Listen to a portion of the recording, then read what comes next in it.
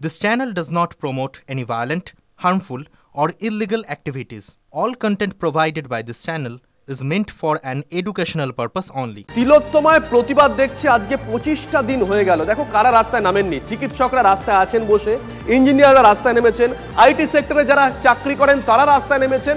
আমি রাজনৈতিক দলগুলোকে বাদই দিলাম। UEM Jaipur is a perfect target for prospective students aspiring for good jobs, good education with future-ready skills. আর এবার চাকরি প্রার্থীরা তারা রাস্তায় নেমে এসেছেন তিলোত্তমা কাণ্ডে সুবিচারের দাবির পাশাপাশি তাদের বঞ্চনার অবসান চেয়ে শিয়ালদা থেকে সমবেত মিছিল চাকরি প্রার্থীদের একাধিক মঞ্চের। সত্যজিৎ আমাদের সঙ্গে রয়েছেন স্পট থেকে, আমাদের সহকর্মী সত্যজিৎ।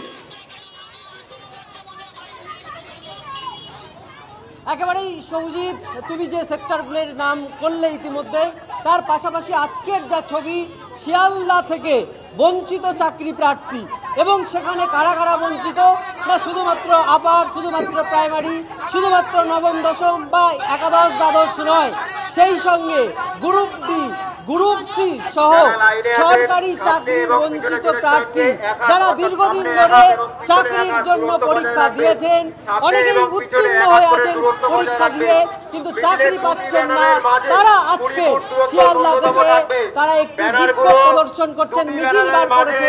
এবং সেক্ষেত্রে তাদের প্রত্যেকের দাবি তাদের চাকরি যেমন দিতে হবে, তেমনি আরজি করের যে নৃশংস ঘটনা, সেই ঘটনায় যারা মূল অভিযুক্ত তাদেরকে শাস্তি দিতে হবে।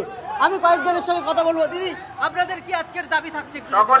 আমরা 2022 স্টেট পাস ক্যান্ডিডেট, আমরা গত প্রায় 7 বছর ধরে বঞ্চিত। 5 বছর পরে আমাদের পরীক্ষা নেওয়া হয়েছে, প্রায় 1.5-2 বছর হতে যাচ্ছে, ইন্টারভিউ নোটিশটুকু পর্যন্ত পাইনি। আমরা শুধুমাত্র 50,000 ভ্যাকেন্সিতে ইন্টারভিউ নোটিফিকেশনটা চাই। এত টেট হচ্ছে, এত তিনি স্বচ্ছভাবে নিয়েছেন, বাইরে সব থেকে স্বচ্ছভাবে টেট পরীক্ষা নিয়েছেন, তার জন্য আমরা ধন্যবাদ তার কাছে জানাই। কিন্তু নোটিশটা না দিচ্ছে না কেন? তাড়াতাড়ি আমরা অবিলম্বে 50,000 ভ্যাকেন্সিতে পুজোর আগে কিন্তু নোটিশ চাই।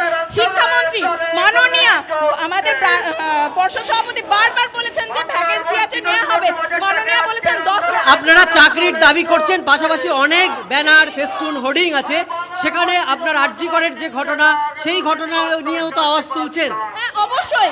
আজকে যেমন আমরা আরজি করের ওই দিদি বা বোন, আজকে তিনি যেভাবে নির্যাতিত হয়েছেন তার তো প্রতিবাদ জানাই, ধিক্কার জানাই এবং তার বিচার চাই।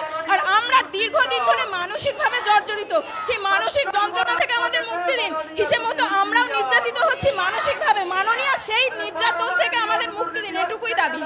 শুভজিৎ, তাহলে তুমি পরিষ্কার বুঝতে পারছো যে যারা এই আন্দোলন করছে তারা বলছেন যে তারা মানসিকভাবে কতটা, তারা মানসিক কি পর্যায়ে রয়েছে সেই বিষয়টা তারা জানাচ্ছেন।